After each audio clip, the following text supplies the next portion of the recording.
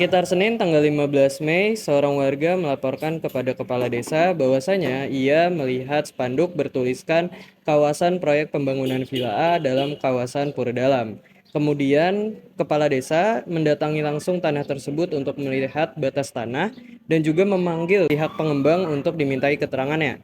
Pihak pengembang akhirnya memenuhi panggilan kepala desa pada tanggal 17 Mei disertakan dengan membawa dokumen terkait legalitas pembangunan proyek tersebut. Pihak pengembang beralasan bahwasanya ia telah mengantongi izin dari pihak kabupaten dan menurutnya itu sudah lebih dari cukup untuk melakukan pembangunan proyek tersebut. Akhirnya kepala desa memanggil pihak pencalang untuk dimintai pendapatnya. Pihak pencalang menyatakan bahwasanya 100 meter dari luas wilayah atau tanah dari villa tersebut memasuki kawasan Pura Dalam. Radius Pura Dalam Kahyangan yakni sekitar 2000 meter. Pihak pengembang berpendapat bahwasanya ia telah mengantongi izin dan bersikeras bahwasanya ia tetap akan melanjutkan proyek tersebut walau menghadapi pertentangan dari pihak warga. Alhasil pihak warga melayangkan gugatan kepada pihak pengembang di Pengadilan Bali. Pada sidang tahap pertama, Majelis Hakim sebagaimana dalam nomor 1 tahun 2016 menekankan mediasi sebagai alternatif penyelesaian sengketa. Alhasil kedua belah pihak pun sepakat untuk melakukan mediasi dan bersepakat untuk memanggil mediator dari dalam pengadilan saja. Om Swastiastu semuanya. Swastiastu. Selamat sore. Oke, perkenalkan nama saya Abian Hafiz. Saya adalah mediator yang ditunjuk langsung oleh hakim. Oke, di sini saya akan mendampingi mediasi. Tugas saya adalah memfasilitasi komunikasi dan memastikan semua pihak terdengar. Oke, saya juga membantu untuk merumuskan masalah, serta saya tidak dapat memberikan solusi atau saya tidak dapat berpihak kepada pihak manapun. Sudah paham? Oke, mungkin karena saya sudah memperkenalkan diri, mungkin Bapak Ibu semua bisa memperkenalkan diri. Om Swastiastu, perkenalkan nama saya Gilang sebagai pecalang yang bertanggung jawab atas masyarakat desa. Selamat sore Bapak Ibu semua, saya Karin sebagai perwakilan desa. Saya Hardianti Pratiwi selaku Kepala Desa. Dan saya Lala selaku pengembang. Oke. Berarti setelah kalian sudah saling kenal ya, mungkin langsung saja. Saya mendapat berkas bahwa ada perkara pembangunan villa, gitu ya, yang mendapat hambatan. Mungkin bisa dijelaskan kronologinya, Bu Kepala Desa? Oke, jadi kronologinya itu pada tanggal 15 Mei ada warga desa kami. Pada saat itu Bu Karim datang ke saya melaporkan bahwa ada sebuah spanduk bertuliskan pembangunan Villa A, di mana spanduk tersebut masih berada di dalam wilayah Pura Dalam. Nah, kemudian saya tanyakanlah kepada Pak Pecalang, pada saat itu Pak Gilang, saya tanyakan dan beliau juga menyatakan bahwa hal tersebut memang menyalahi aturan, karena seharusnya 200 meter dari Pura Dalam itu steril, tidak boleh ada pembangunan apapun. Nah, karena hal ini saya akhirnya menghubungi Ibu Lala yang menjadi developer villa tersebut. Kemudian pada tanggal 17 Mei, Bu Lala mendatangi saya dan membawa berkas-berkas yang sudah ditandatangani oleh pihak kabupaten. Memang pada saat saya lihat itu berkas-berkas tersebut sudah lengkap legalitasnya, tetapi kemarahan warga adat memang tidak bisa terbendung.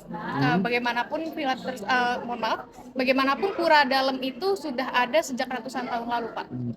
Suasana mediasi pun terjadi dengan tegang.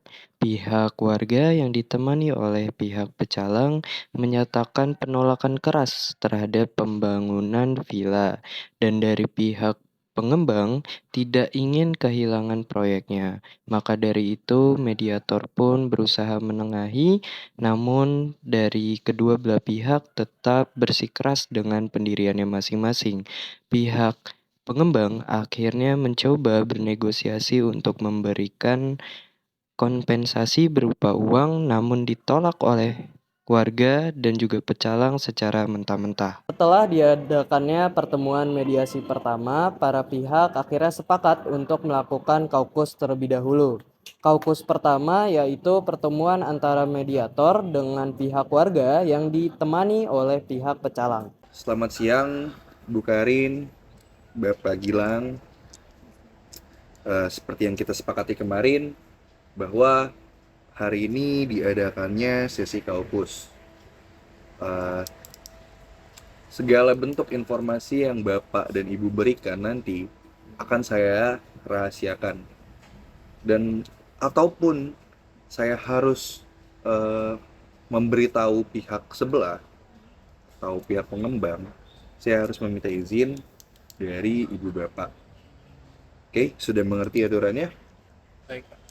Masalah kemarin adalah Ibu Lala ingin 100 meter bangunan villa tetap berdiri. Sedangkan dari pihak warga dan Bapak Pecalang menganggap radius suci Pura Dalam itu sangat kurang etis lah apabila dibangun bangunan villa. Oke, apakah ada masukan? Dan apakah kemauan warga dan kemauan pecalang untuk villa ini? Baik, Bapak Mediator, saya sebagai perwakilan warga ingin menyampaikan kalau kami tetap tidak setuju ada bangunan properti villa di wilayah 100 meter jika memang tidak bisa dibatalkan seluruhnya seperti yang sudah saya sampaikan sebelumnya di proses mediasi kemarin. Kami ingin wilayah 100 meter itu dialihfungsikan. Mungkin bisa menjadi taman desa atau wilayah area upacara kecil seperti itu, Pak. Ya, saya juga mendukung usul dari Ibu Karin sebagai perwakilan masyarakat desa. Saya juga setuju karena untuk villa ini merangkul masyarakat desa sebagai tenaga kerjanya agar Ibu Lala itu sebagai pengembang tidak bekerja sendiri mengelola villanya. Jadi bisa kami bimbing juga supaya bisa selaras dengan hukum, adat, dan juga budaya desa begitu. Saya menyarankan kalau pura kita itu kan juga kondisinya sudah lama, Pak. Jadi kita itu membutuhkan renovasi.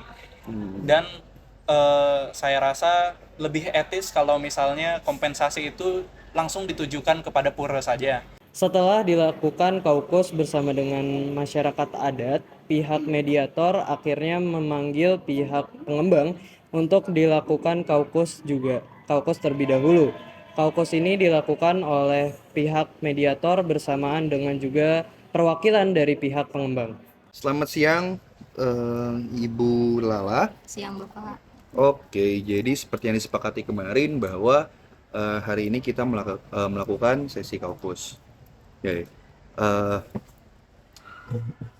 Pertemuan kaukus ini bersifat rahasia dan saya akan menjamin bahwa tidak ada informasi yang saya keluarkan ke pihak lain kecuali Ibu mengizinkannya. Oke?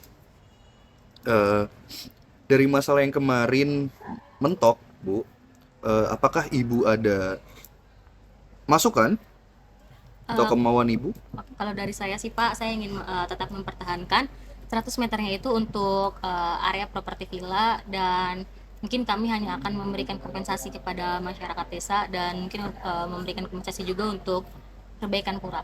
Berarti di sini saya mencatat bahwa Ibu Lala keberatan dengan permintaan yang sangat banyak dilimpahkan ke Ibu Lala, betul? Betul. Ibu Lala juga harus berdiskusi banyak lagi kepada investornya Ibu Lala ya? Iya, betul Pak. Oke, karena merubah desain dan konsep segala macam di villa tersebut ya? Betul. Oke. Apakah ada lagi, Bu? Tidak ada sih Pak. Tidak ada? Iya. Mungkin saya juga akan coba berdiskusi dengan rekan saya dan para investor. Oke. Mungkin mereka ada yang setuju ya, siapa tahu mereka setuju kan ya Pak. Oke. Berarti Ibu Lala akan berdiskusi dulu ya Betul. terhadap investor dan partnernya Ibu Lala. Iya, dari yang saya dapat hari ini. Oke. Ada lagi? Sudah Pak. Sudah cukup. Oke, mungkin pertemuan kita hari ini cukup. Jadi semoga besok di pertemuan mediasi selanjutnya bisa diselesaikan dengan baik. Di meja bundar Balai Desa Wonggaya Betan, akhirnya persengketaan antara pihak pengembang villa dan juga masyarakat adat menemui titik terangnya. Om Swastiastu.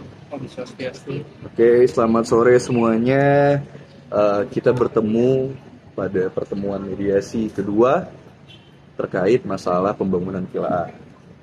Oke, setelah dilaksanakan sesi kaukus,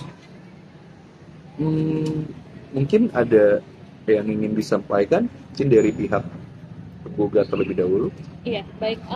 Seperti yang sudah kami sampaikan ya Pak, jadi warga desa tetap ingin wilayah suci 100 meter pura kami itu tetap dikosongkan atau dialihfungsikan menjadi taman desa atau mungkin wilayah upacara kecil, dan mungkin juga wilayah upacara kecil yang disediakan oleh pihak pengembang itu bisa menjadi daya tarik juga. Jadi pengembang ini bisa mungkin membuat seperti paket wisata spiritual seperti itu Pak ke pura kami.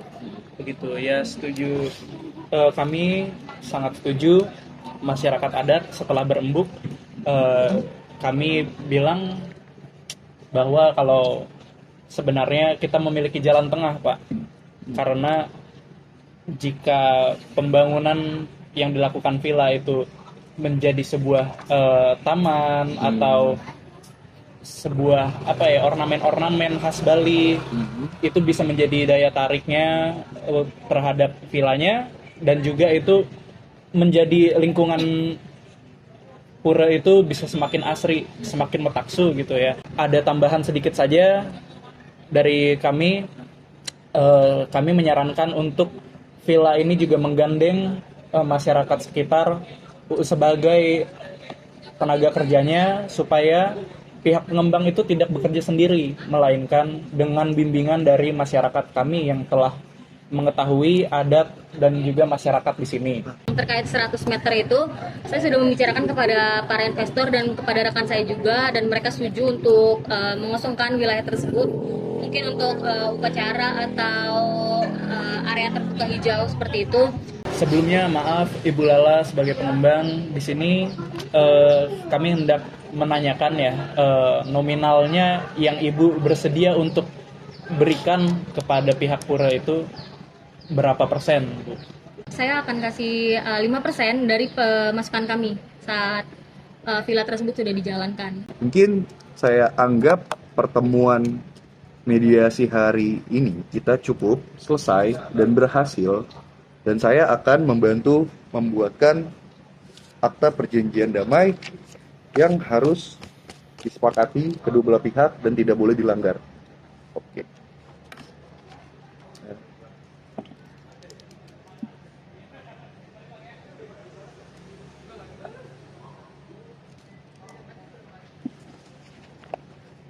Kita datang.